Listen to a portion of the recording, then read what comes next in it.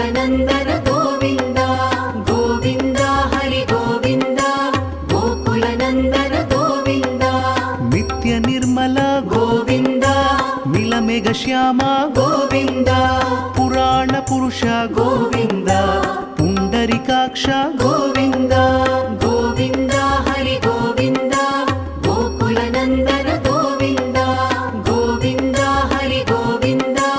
गोकुलनन्दन गोविन्द नन्दनन्दन गोविन्द नवनीत चोर गोविन्द